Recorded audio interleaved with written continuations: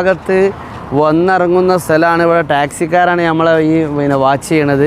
ഓല് നമ്മൾ ഇറങ്ങാൻ നമ്മളെ ഗ്രൂപ്പ് സംഘം ഇറങ്ങാൻ കാത്തിക്കാണ്.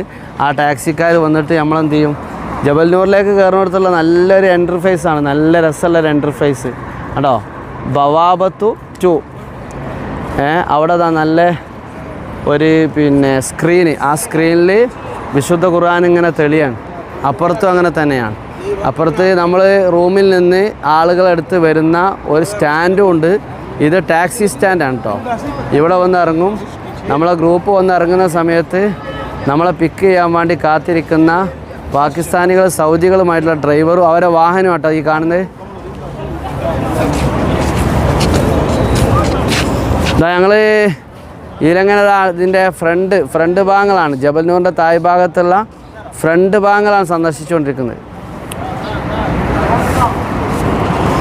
നല്ലൊരു കാഴ്ചയുള്ളൊരു വ്യൂ ഉള്ള സ്ഥലമാണ് എന്ന് പറഞ്ഞാൽ ഇവിടെ ഏകദേശം ഒരു 1/2 കിലോമീറ്റർ ദൂരത്തിൽ ഒരുപാട് സംവിധാനങ്ങൾ ഇവിടെ ചെയ്തു വെച്ചിട്ടുണ്ട്. മുമ്പൊന്നും ഈ സംവിധാനം ഇവിടെ ഇല്ല. ജബൽനൂറിൻ്റെ ഭാഗത്തും സൗറിൻ്റെ ഭാഗത്തും ഇപ്പം കമനീയമായ മനോഹരമായ ആകർഷിപ്പിക്കുന്ന, അതായത് സൗദി ഗവൺമെൻറ് ഏകദേശം സ്ഥലങ്ങളൊക്കെ ടൂറിസ്റ്റ് പ്ലേസാക്കി മാറ്റി. അത് മക്ക മദീനയുള്ള മനോഹരമായ ഖുർആൻ മ്യൂസിയം, നല്ലൊരു ഗാർഡൻ, ആളുകൾക്കൊക്കെ വന്ന് സ്പെൻഡ് ചെയ്യാൻ, അഥവാ മലൻ്റെ മുകളിൽ കയറാതെ ഇരിക്കുന്ന ആളുകൾക്കൊക്കെ നല്ല റെസ്റ്റ് ചെയ്യാനുള്ള റെസ്റ്റ് ഹൗസ് ഇവിടെ ഉണ്ട്. അതേപോലെ സ്പെൻഡ് ചെയ്യാൻ കുറച്ച് സമയം എൻജോയ് ചെയ്യാനുള്ള സ്ഥലമുണ്ട്. മല കയറി ഇറങ്ങിയവർക്കും സമയം ഉപയോഗപ്പെടുത്താം, പക്ഷെ അവർക്ക് സമയം ഉണ്ടാവില്ല എന്നുള്ളതാണ്. പരിശുദ്ധമായ ഖുർആനിൻ്റെ അവതരണത്തിൻ്റെ ആദ്യ അവതരണം നടക്കുന്ന ജബൽനൂറിലാണല്ലോ. ജബൽനൂറിലേക്ക് ദിനം പ്രതി ആളുകൾ ഇങ്ങനെ ഒഴുകിക്കൊണ്ടിരിക്കുകയാണ്. അപ്പോൾ അവിടെ കയറാൻ പറ്റിയ ഏറ്റവും ബെറ്ററായ സമയം ഏതാണെന്ന് ചോദിച്ചാൽ അങ്ങനെ ഒരു സമയമല്ല. എന്നാലും സുബൈക്ക് മുമ്പ് വരിക, സുബൈ അതിൻ്റെ മുകളിൽ നിന്ന് നിസ്കരിക്കുന്ന സിസ്റ്റം, അത് കഴിഞ്ഞ് രാവിലെ ഒരു 6 മണി 7 മണി ആകുമ്പോഴത്തേനും താഴെ ഇറങ്ങി എന്നാൽ റൂമിലേക്ക് എത്താം, അത് വെയിലൊന്നും ഇല്ലാതെ. അപ്പോൾ നല്ല ചൂടുണ്ടായതുകൊണ്ട് ഏറ്റവും നല്ലതാണ്. അല്ലെങ്കിൽ രാത്രി പോവുക, ഏശ നിസ്കരിച്ച് ഭക്ഷണമൊക്കെ കഴിഞ്ഞതിന് ശേഷം പോവാം. ഏതായിരുന്നാലും ഇവിടുത്തെ ഒരു സാഹചര്യം എന്ന് പറഞ്ഞാൽ പരിശുദ്ധ ഖുർആനുമായി ബന്ധപ്പെട്ട ഒരുപാട് സംഗതികൾ. ഇവിടെ ചിലപ്പോൾ ചില മഹ്ഫലകളൊക്കെ ഉണ്ടാവും കേട്ടോ, അറബികളൊക്കെ വന്നിട്ട് അതിനൊരു പ്രത്യേക ഏരിയ തന്നെ ഉണ്ട്. അവിടെ ചില ആഘോഷ സുദിനങ്ങളിലൊക്കെ ഒരുപാട് ഈദുകൾ ഇവിടെ നടക്കാറുണ്ട്. പ്രത്യേകമായ ആഘോഷ പരിപാടികൾ നടത്താറുണ്ട്. അതൊക്കെ ഈ ജബൽനൂറിൻ്റെ തായ്വാരത്ത് നടക്കുന്നുണ്ട്. ഇന്ന് ജബൽനൂറിൽ കയറാനോ അവിടേക്ക് പോകാനോ ഒന്നും ടിക്കറ്റില്ല. കാരണം തായ് ഭാഗത്ത് വരെ വാഹനം വരുള്ളൂ. അതിൻ്റെ മുകളിലേക്ക് ആ റോഡ് വഴി തന്നെ കയറണം. എന്നാൽ ഭാവിയിൽ ഒരു പക്ഷേ ഇവിടെ ഭാവിയിൽ ഒരു പക്ഷേ റോപ്പ് വേ സംവിധാനം വരും, അതുപോലത്തെ പല സംവിധാനം വരും. മാഷാ അല്ലാഹ്, അൽഹംദുലില്ലാഹ്, അള്ളാഹുവിൻ്റെ തൗഫീക്കിനാൽ ഒരു 82 തവണയെങ്കിലും ഈ ജബൽനൂറിലേക്ക് കയറാൻ ഈ വിനീതന് സാധിച്ചിട്ടുണ്ട്. മാഷാ അല്ലാഹ്, അവിടെ നട്ടുപിടിപ്പിച്ച ഈത്തപ്പഴം കൊലച്ച് നിൽക്കുകയാണ് കേട്ടോ. അത് നല്ലൊരു കാഴ്ചയാണ്, ഈത്തപ്പഴം കൊലച്ച് നിൽക്കുന്ന കാഴ്ച. നോക്കൂ, ഇവിടെ നല്ലൊരു ഖുർആൻ ഇവിടെ കിതാബുകളൊക്കെ ഉണ്ട്.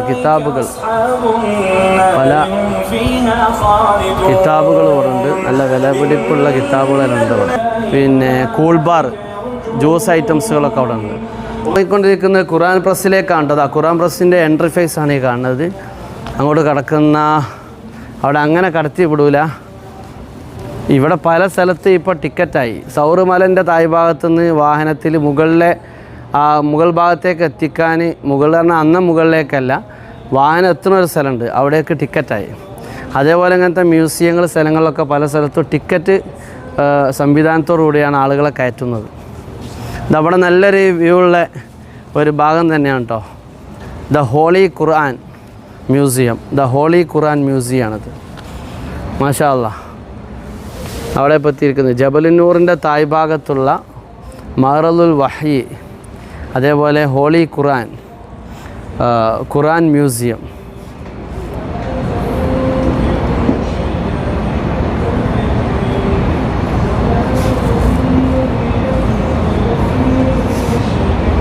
നല്ല ചായ കുടിക്കാൻ നല്ല ഒരു കടപടുണ്ട്, നല്ല കോഫി മാർക്കറ്റ്. അവിടെ എല്ലാ തരം ചായയും കിട്ടും, കാപ്പി കിട്ടും, എല്ലാം കിട്ടും. പിന്നെ ഇതൊക്കെ ഷോപ്പിംഗ് മാളുകളാട്ടോ. ഇവിടെ മനോഹരമായ ഷോപ്പിംഗ് മാളുണ്ട്, നല്ല ഒരു ചെറിയ ഗാർഡൻ ഉണ്ട്, ഒരു ഖുർആൻ മ്യൂസിയം ഉണ്ട്. ഖുർആൻ മ്യൂസിയം ഇതിൻ്റെ ലെഫ്റ്റ് സൈഡിൽ. പിന്നെ വരുന്ന ആളുകൾക്ക് വിശ്രമിക്കാൻ പറ്റിയ ചെയറുകൾ, കിടന്നുറങ്ങാൻ പറ്റുന്ന, മുകളിൽ കയറാൻ പറ്റുന്നവർ കയറും, പറ്റാത്തവർ ഇവിടെ സ്പെൻഡ് ചെയ്യും. ഇവിടെ നല്ലൊരു മോസ്ക്, രണ്ട് മോസ്ക് ഉണ്ട്. ഒന്ന് ഇവിടെ ഉള്ളിൽ ഇതിൻ്റെ ഇന്നിലുള്ള ഒരു നല്ല മോസ്ക്, പിന്നെ ലെഫ്റ്റിൽ ശരിക്കും പിന്നെ ഔട്ടിലുള്ള ഒരു മോസ്ക്. അങ്ങനെ രണ്ട് നല്ല പള്ളി ഇവിടെ ഉണ്ട്. ഇതാട്ടോ ഇവിടെ ചെറിയ ഗാർഡൻ ഉണ്ട്. ഇവിടെ നല്ലൊരു വ്യൂ പോയിൻ്റാണിത്. ഇതൊരു നല്ല വ്യൂ പോയിൻ്റാണ്.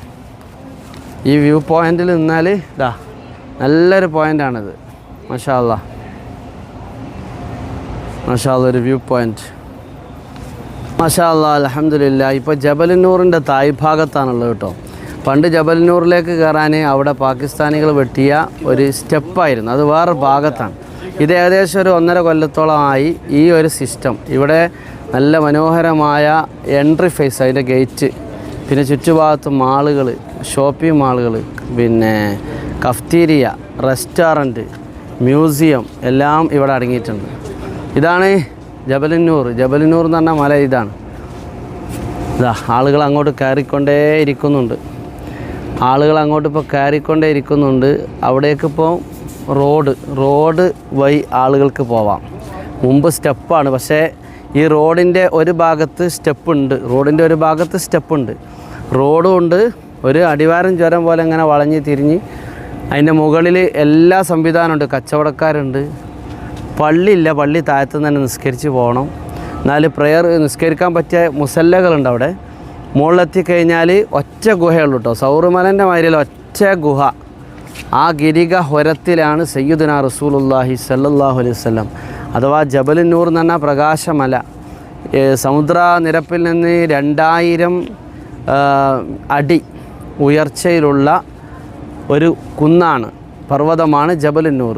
അതിലെ ഗാർ ഹിറയിലാണ് ഹബീബായ റസൂലുള്ളാഹി സ്വല്ലല്ലാഹു അലൈഹി വസല്ലമ തങ്ങൾ ഏകാന്തനായി ധ്യാനനിരതനായി മാസങ്ങൾ ചെലവഴിച്ചത്. ആ സമയത്താണ് ജിബ്രീൽ അലൈഹിസ്സലാത്തു വസ്സലാം ഇറങ്ങി വന്നുകൊണ്ട് ഇഖ്റ വായിക്കുക, മാ അന ബിഖാരി, ഞാൻ ഓത്ത് പഠിച്ചിട്ടില്ല. ഇഖ്റ വായിക്കുക, മാ അന ബിഖാരി, ഞാൻ ഓത്ത് പഠിച്ചിട്ടില്ല. ഇഖ്റ വായിക്കുക, മാ അന ബിഖാരി, ഞാൻ ഓത്ത് പഠിച്ചിട്ടില്ല. അപ്പോൾ ജിബ്രീൽ പിടിച്ചു ഞെരുക്കുന്നു, പ്രവാചകൻ വിറക്കുന്നു, പനിക്കുന്നു. വിശുദ്ധ ഖുർആൻ അവതരിപ്പിക്കുകയാണ്. അവിടുത്തെ 40ാമത്തെ വയസ്സാണത്. അള്ളാഹുവിൻ്റെ ഖുർആൻ നബി തങ്ങൾക്ക് കിട്ടിയതോടുകൂടെ അത് മനഃപ്പാടമാക്കി പേടിച്ച് ഭയവിഹ്വലനായ പ്രവാചകൻ ഈ മലയിറങ്ങി നേരെ വീട്ടിലേക്ക്. ഇവിടെ നമ്മൾ പ്രത്യേകം സ്മരിക്കേണ്ട ഒന്ന്, അവിടുത്തെ പ്രിയപ്പെട്ട സഹധർമ്മിണി ഇതിന് കട്ട സപ്പോർട്ടാണ്, എല്ലാവിധ പിന്തുണയുമാണ്, ഒരു പരാതിയുമില്ല.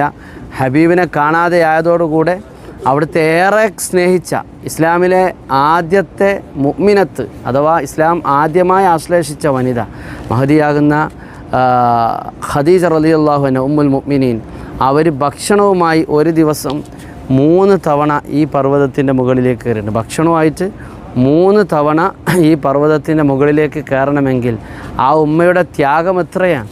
അപ്പോൾ നമ്മൾ കൃത്യമായി ഇവിടെ മനസ്സിലാക്കേണ്ടത്, ഇതൊരു മഹബത്തിൻ്റെ ഭാഗമാണ്, ഇതൊരു ആത്മപ്രണയമാണ്. ഹബീബായ റസൂലുള്ളാഹി സ്വല്ലല്ലാഹു അലൈഹി വസല്ലമ അവിടെ കയറി എന്നുള്ളതല്ല, അവിടെ കയറിയിട്ട് ലോകത്തിന് ഏറ്റവും വലിയ ഉദാത്ത സന്ദേശം നൽകിയ സർവകാലികവും സർവജനീനവും അന്യൂനവും അജയ്യവുമായ ഒരു ആദർശം, ആ ആദർശത്തിൻ്റെ ഏറ്റവും വലിയ മൂലപ്രമാണമായ പരിശുദ്ധ ഖുർആൻ, ഇസ്ലാമിലെ 1ാമത്തെ പ്രമാണമാണ് പരിശുദ്ധ ഖുർആൻ. ആ ഖുർആനിൻ്റെ ആദ്യ അവതരണം നടക്കുന്നത് ഇവിടെയാണ്. ഇഖ്റ ബിസ്മി റബ്ബിക്കല്ലദീ ഖലഖ്. ആ ഒരു വിശുദ്ധമായ വചനം, ആ ഒരു വിശുദ്ധമായ സൂറ, അത് അവതീർണമായ പർവ്വതമാണ്. അപ്പോൾ വലിയൊരു വായനയുടെ അധ്യാപനത്തിൻ്റെ മേഖലയിലേക്കാണ് ഈ ജബലുന്നൂർ എന്ന് പറയുന്ന പർവ്വതം കൊണ്ടുപോകുന്നത്. അവിടേക്ക് ആളുകൾ ഈ അതിരാവിലെ കയറുന്നവർ, നട്ടുച്ചയിൽ കയറുന്നവർ, രാത്രി പാതിരയിൽ കയറുന്നത്, പല സമയങ്ങളിലായിട്ട് ആ പർവ്വതത്തിൻ്റെ മുകളിലേക്ക് കയറുന്ന ആളുകളുണ്ട്. ഏതായിരുന്നാലും അല്ലാഹു സുബ്ഹാനഹു വ തആല നമ്മെ അനുഗ്രഹിക്കുമാറാവട്ടെ.